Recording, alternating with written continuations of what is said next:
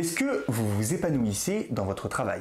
Est-ce que vous avez l'impression que votre travail vous rend heureux et libre? Ou est-ce qu'au contraire, vous n'y voyez aucun sens parce que vous faites partie d'un maillon, d'un tout petit engrenage, d'un mécanisme bien plus grand qui vous dépasse et qui vous empêche d'être heureux? Si c'est le cas, sachez que Marx a un mot pour décrire ce sentiment: l'aliénation. L'aliénation, c'est tout d'abord un terme juridique qui signifie la transmission volontaire à autrui d'un bien ou d'un droit. En fait, ça vient du latin alienus, qui veut dire qui appartient à un autre, qui m'est étranger.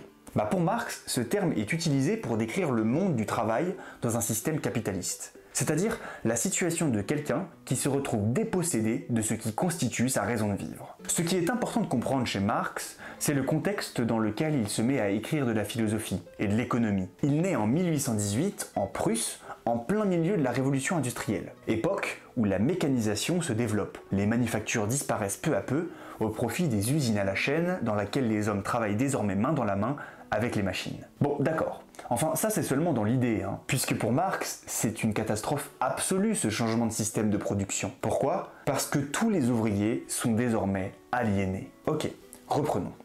Pour lui, l'homme a un besoin naturel de produire des choses dans le monde. Par l'art par exemple, mais dans des ambitions moindres également.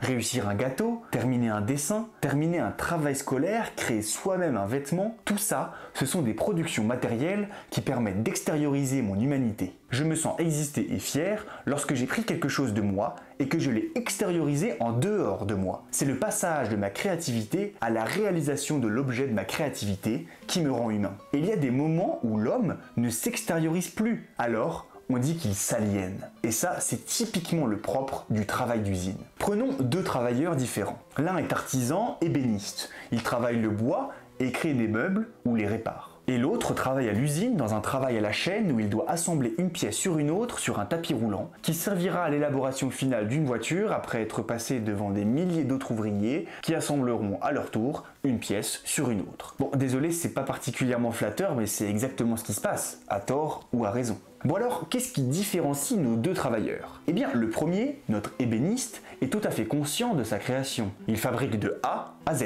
ou au moins de A à Y son meuble. Le second, quant à lui, effectue une tâche répétitive et rapide. Il ne peut pas prendre le temps, et surtout ce n'est pas lui qui élabore le produit.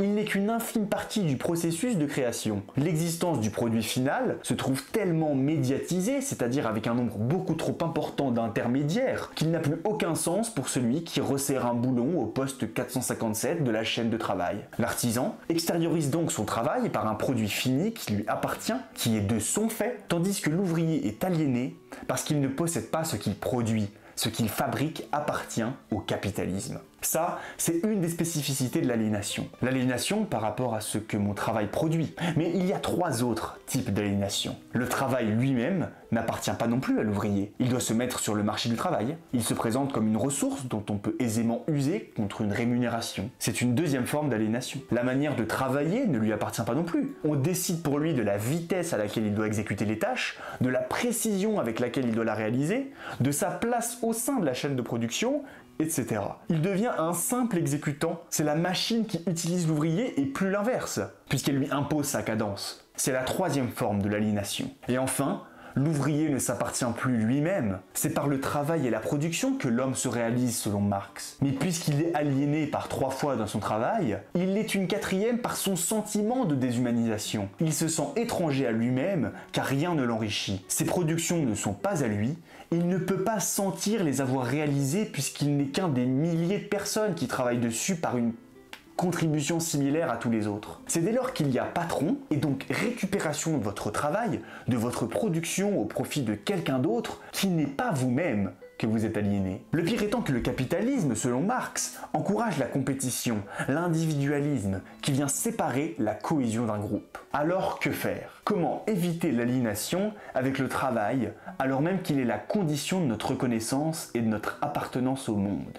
La solution est simple, la révolution. La lutte des classes, c'est le remède. Lorsque le prolétariat, c'est-à-dire la classe sociale des travailleurs qui n'ont que leur force de travail pour vivre, prendra conscience de cette aliénation, mais aussi du fait qu'ils sont en réalité majoritaires, alors il pourra lancer une révolution qui vise à renverser le capitalisme et à abolir la propriété privée des moyens de production à l'origine de leur aliénation. On ne parle pas d'empêcher d'avoir des biens privés. Je peux toujours dire que ce stylo est mon stylo. En revanche, les moyens de production eux-mêmes, c'est-à-dire les machines, les usines, les terres agricoles qui servent à créer, quand ils seront collectivisés, quand ils appartiendront aux ouvriers eux-mêmes, cette socialisation des moyens de production permettra à chacun de participer librement au processus de production sans être exploité par le système.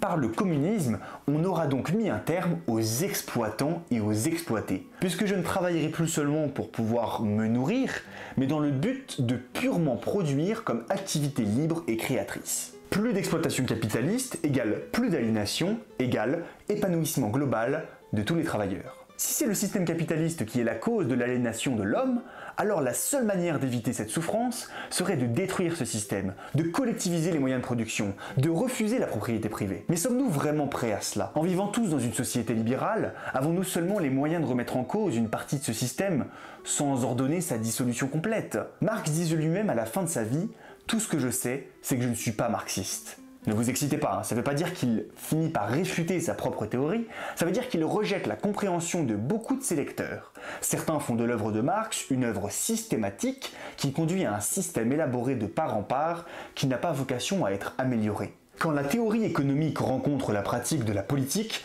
tout cela devient plus complexe. Et ce n'est pas avec une lecture adoratrice et à la ligne près de Marx que nous réussirons à vivre dans un système plus juste.